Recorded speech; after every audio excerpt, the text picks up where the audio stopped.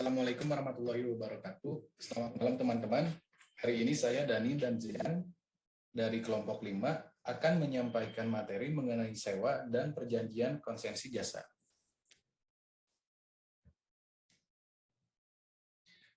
Sewa adalah suatu perjanjian di mana lessor memberikan hak kepada lisi untuk menggunakan suatu aset selama periode waktu yang disepakati. Prinsip sewa menurut PSAK 73. Ruang lingkup yang dikecualikan sewa menurut PSAK 73 sebagai berikut. Yang pertama, sewa dalam rangka eksplorasi atau penambangan mineral, minyak, gas alam, dan sumber daya serupa yang tidak dapat diperbaharui. Yang kedua, sewa oleh penyewa atas aset biologis. Yang ketiga, perjanjian konsensi jasa. Yang keempat, lisensi kekayaan intelektual yang diberikan oleh pesewa. Yang kelima, hak yang dimiliki oleh penyewa dalam perjanjian lisensi untuk item seperti film, rekaman video, karya panggung, manuskrip, hak paten, dan hak cipta. Identifikasi sewa. PSAK 73 mengharuskan pada tanggal insemsi entitas setelah menilai apakah suatu kontrak adalah kontrak sewa atau mengandung sewa. Suatu kontrak merupakan atau mengandung sewa jika kontrak tersebut memberikan hak untuk mengendalikan penggunaan aset identifikasian selama suatu jangka waktu untuk dipertukarkan dengan imbalan titik entitas menilai kembali kontrak jika syarat dan ketentuan kontrak berubah. Kata kuncinya adalah yang pertama, subjek sewa harus secara spesifik diidentifikasi. Yang kedua, kontrak memberikan hak pengendalian dalam jangka waktu tertentu. Identifikasi kontrak sewa menurut IFRS 16. Yang pertama adalah pertanyaannya, apakah terdapat aset identifikasian?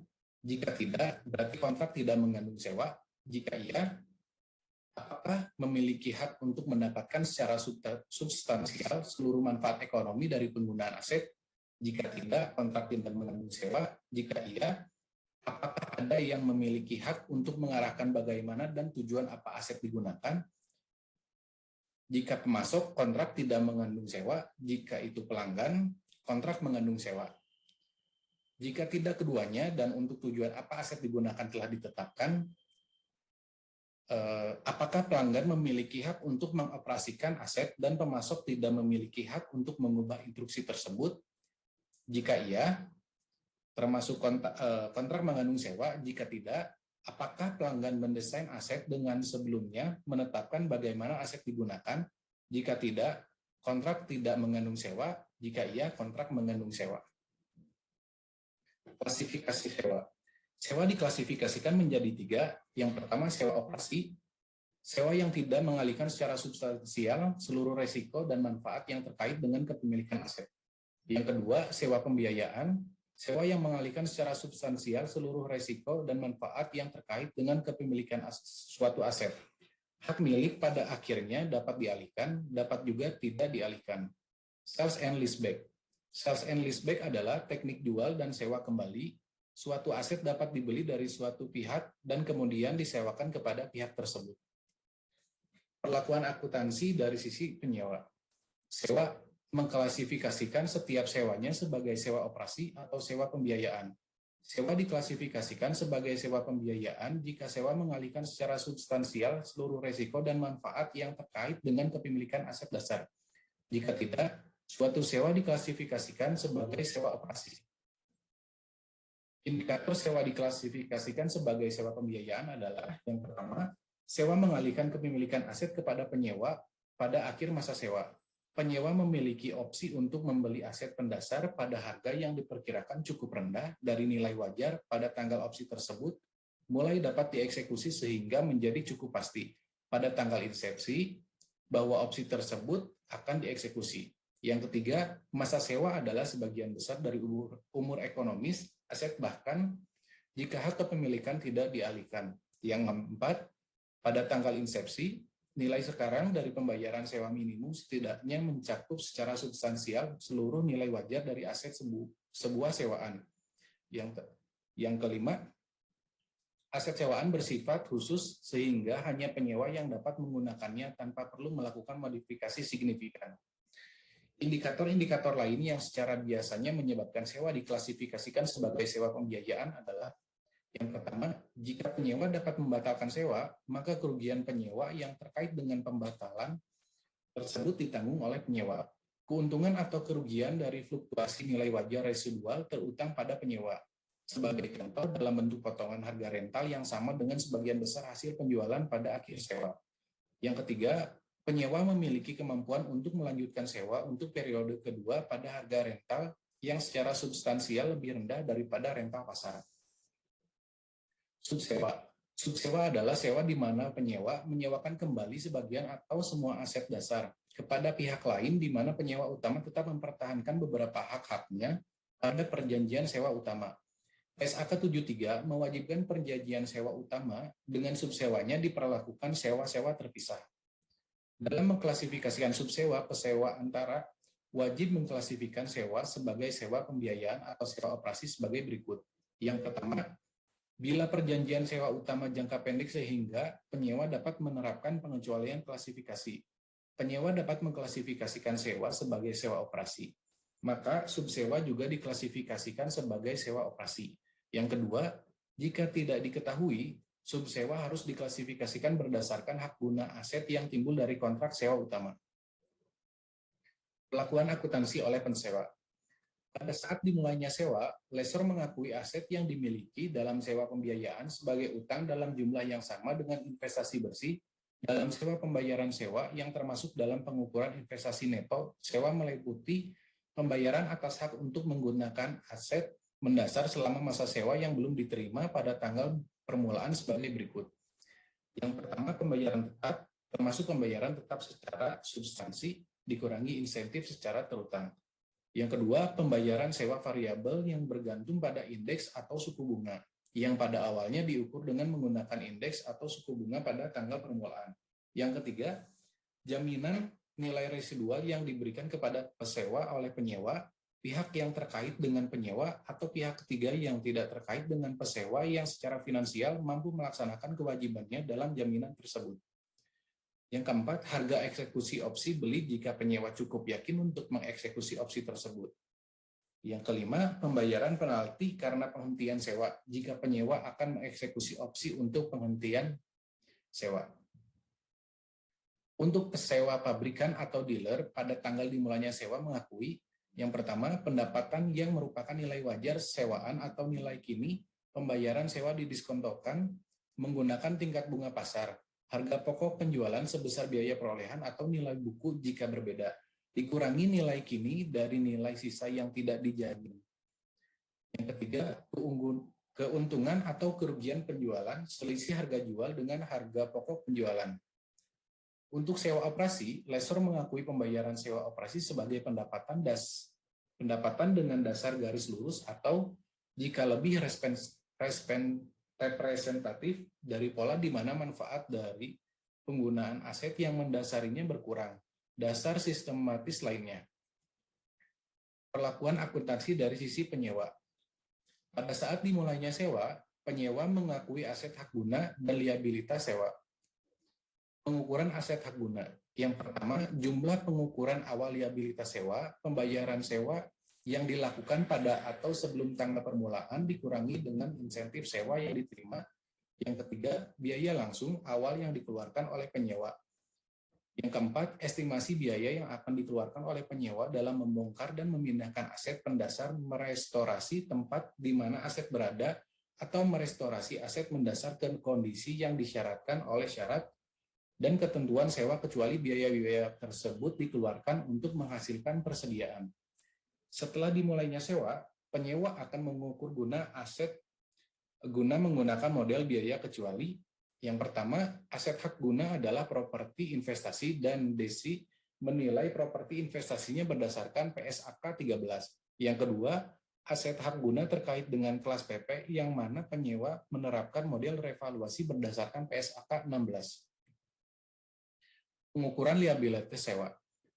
Pembayaran sewa meliputi yang pertama, pembayaran tetap dikurangi dengan piutang insentif sewa.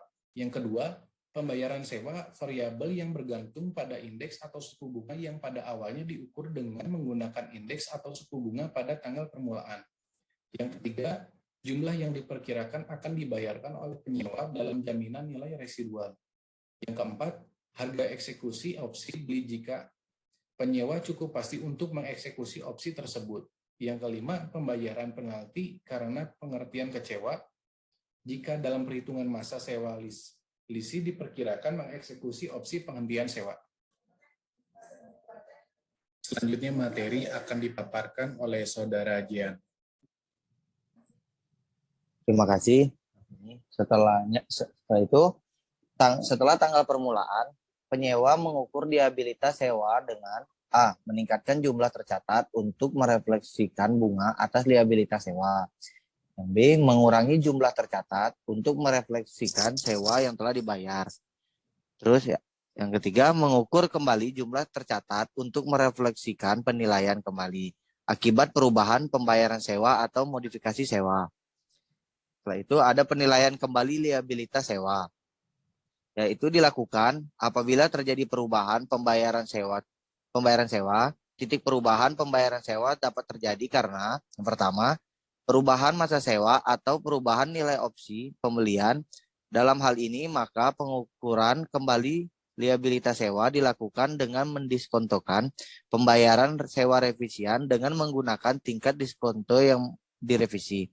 Yang kedua, perubahan dalam jaminan nilai residu atau perubahan dalam pembayaran sewa masa depan yang terjadi akibat perubahan indeks atau suku bunga yang digunakan untuk menentukan pembayaran tersebut. Dalam hal ini, maka pengukuran kembali liabilitas sewa dilakukan dengan mendiskontokan pembayaran sewa revisian dengan tingkat diskonto yang tidak berubah, kecuali perubahan sewa akibat terjadi perubahan suku bunga yang mengambang. Setelah itu ada pengecualian pengakuan. Lesi dapat tidak menerapkan persyaratan pengakuan seperti dijelaskan di atas dan memilih untuk memperhitungkan pembayaran sewa sebagai beban berdasarkan garis lurus selama masa sewa atau dasar sistematis lainnya untuk dua jenis hewan berikut. Sewa jangka pendek. Yang pertama, kurang dari atau sama dengan 12 bulan dan tidak mengandung opsi beli. Yang kedua, sewa aset bernilai rendah. Aset pendasar tidak memiliki ketergantungan atau interrelasi dengan aset lain. Yang kedua, rendah secara absolut di kurs dolar 5.000 tanpa memperhatikan materialitas. Ketiga, ketika aset baru bernilai material, maka penilaian dari aset baru. Yang keempat, jika aset disubsewakan, maka tidak memenuhi aset bernilai rendah. Contohnya ada laptop, handphone, dan furniture. Setelah itu ada sales and leaseback atau jual dan sewa balik.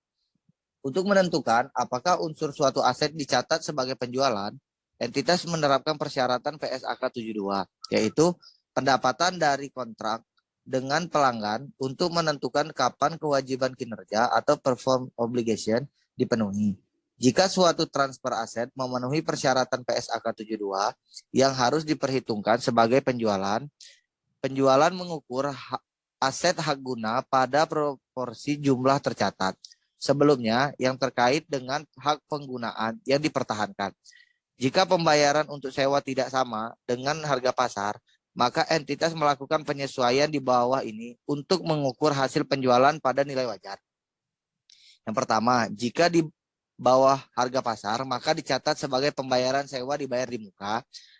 Kalau jika di atas harga pasar, maka dicatat sebagai tambahan pembiayaan yang diberikan oleh pembeli atau pesewa kepada penjual atau penyewa. Entitas mengukur kemungkinan penyesuaian berdasarkan mana yang lebih dapat ditentukan dari yang pertama, selisih antara nilai wajar, imbalan penjualan dan nilai wajar aset. Dan yang kedua, selisih antara nilai kini pembayaran kontraktual sewa dan nilai kini pembayaran sewa pada harga pasar. Jika transfer aset tidak memenuhi pengakuan untuk penjualan berdasarkan PSAK 72, maka yang pertama, seller leasing akan tetap mengakui aset dan mengakui liabilitas keuangan sebesar jumlah yang diterima. Yang kedua, ada buyer lessor tidak mengakui aset yang diterima, melainkan mengakui aset keuangan sebesar jumlah yang dibayarkan. Setelah itu, ada perjanjian konsensi jasa. di ISAK nomor 16. Ciri-ciri perjanjian konsensi jasa. Pertama, ada kewajiban melayani publik ada pada operator. Pemberi konsensi atau grantor adalah entitas sektor publik atau entitas swasta yang telah diberikan tanggung jawab. Operator bertanggung jawab setidaknya atas sebagai pengelolaan infrastruktur dan jasa terkait. Tidak hanya bertindak sebagai agen dari grantor. Penetapan harga awal dan perubahan harga selama masa konsensi. Operator wajib menyerahkan infrastruktur kepada grantor pada akhir masa konsensi. Selanjutnya ada interprestasi. Interprestasi ini menetapkan prinsip-prinsip umum dalam mengakui dan mengukur kewajiban dan hak-hak terkait dalam perjanjian konsensi jasa. Persyaratan untuk pengungkapan ISAK nomor 22, permasalahan yang dibahas dalam interprestasi ini adalah yang pertama, perlakuan hak operator atas infrastruktur, yang kedua, pengakuan dan pengukuran imbalan atas perjanjian, yang ketiga, konstruksi atau peningkatan jasa. Yang keempat, ada jasa operasi. Yang kelima, biaya pinjaman. Yang keenam, perlakuan akuntansi setelah pengakuan awal atas aset keuangan dan aset tidak berwujud. Dan yang terakhir, ada item yang diberikan oleh pemberi konsesi kepada operator. Selanjutnya, ada perlakuan hak operator atas infrastruktur. Tidak diakui sebagai aset tetap dari operator. Yang pertama ada perjanjian jasa kontraktual tidak memberikan hak kepada operator untuk mengendalikan penggunaan infrastruktur layanan publik.